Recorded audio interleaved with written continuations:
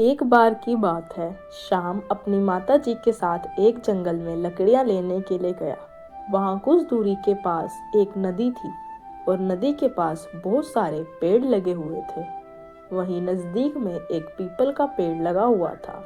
पेड़ के नीचे एक पुराना कुआं भी था। उस जगह पर बहुत सारे सूखे पेड़ लगे हुए थे। तभी श्याम और उसकी माता जी ने सोचा कि क्यों ना यहाँ से कुछ लकड़ियों को तोड़ लिया जाए। ऐसा सोचकर श्याम लकड़ियों को तोड़ने लगा और उसकी माता जी लकड़ियों को इकट्ठा करने लगी। अब उनके पास बहुत सारी लकड़ियां इकट्ठा हो गई थी। गर्मी का मौसम था और धूप भी बहुत जोर से हो रही थी।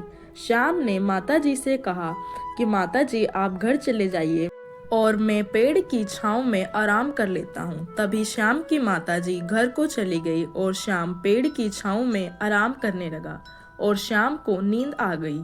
श्याम को स्वप्न में एक चुड़ैल दिखाई देती है। वह श्याम से बोलती है कि श्याम तुमने जो ये लकड़ियाँ तोड़ी हैं यहाँ पर मैं रहती हूँ और दोपहर के समय यहाँ कोई भी नहीं आता। यह डरावना सपना देखकर श्याम की नींद टूट गई और वह जाग गया और वह बहुत ज़्यादा डर गया। वहाँ से जल्दी से लकड़ियों के गट्ठर को उठाकर अपने घर की ओर चल दिया और मन ही मन यह सोचने लगा कि क्या मैंने उस जंगल से लकड़ियाँ तोड़कर कोई गलती कर दी? क्या वहाँ सच में कोई चुड़ैल थी या वह केवल मेरे मन का वहम था? इतने में श्याम की माताजी श्याम को बुलाती हैं। श्याम अपने माथे का पसीना पोंछते हुए अपनी माताजी के पास आता है। माताजी के पास आकर बैठ जाता है और माताजी श्याम से बोलती हैं कि श्याम जब से तुम आए हो बहुत ज़्यादा चिंतित और उदास दिखाई दे रहे हो। तब श्याम सारी बात अपनी माँ को बताता है। श्याम की माताजी बोलती हैं कि कोई बात नहीं श्याम, तुम घबराओ मत। मैं एक बाबा जी को जानती हूँ, वह तुम्हारे सारे कष्ट दूर कर देंगे और उस चुड़ैल को भी भगा देंगे।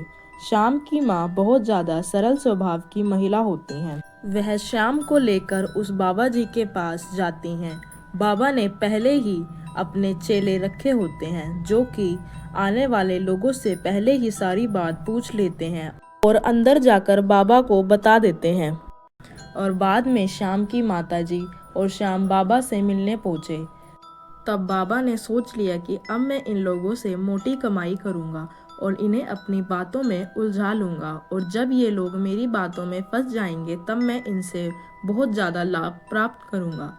और जैसे ही श्याम की माताजी ने बाबा से बोलना चाहा कि श्याम ने एक सपना देखा था, तभी बाबा ने श्याम की माता को रोक दिया और वह बैठा हुआ था और एकदम उठ खड़ा हुआ और उसने बोला, रुक जाओ, मुझे सब पता है कि श्याम के साथ क्या हुआ है और मैं जानता हूँ कि उसके सपने में एक चुड़ैल आई है। मैं उस चुड़ैल को भगा दूंगा। वह बहुत डरावना भेष में वहाँ बैठा हुआ था। उसने काली पोशाक डाली हुई थी और उसके आसपास फूल फल मिठाइयाँ रखे हुए थे। अब श्याम और उसकी माताजी को लगा कि बाबा के पास बहुत ज़्यादा शक्तियाँ हैं और वह उस चुड़ैल को भगा देंगे। तभी बाबा ने श्याम और उसकी माताजी से बोला कि मुझे उस चुड़ैल को भगाने के लिए एक अनुष्ठान करना पड़ेगा, जिसके लिए मुझे फल, मिठाइयाँ और फूल इन सब चीज़ों की ज़रूरत पड़ेगी। आप ये सभी चीज़ों को ले आओ, मैं उस चुड़ैल को भगा दूंगा। तभी श्याम की माताजी मिठाइयों की दुकान से मिठाई और फूल की दुकान से फूल लेकर उस बाबा के पास आ जाती हैं और वह मिठाई और फूल उस बाबा को दे देती हैं। वह बाबा कहता है, ठीक है, अब तुम लोग चले जाओ, मैं एक अनुष्ठान करूंगा और श्याम के ऊपर से वह चुड़ैल चली जाएगी।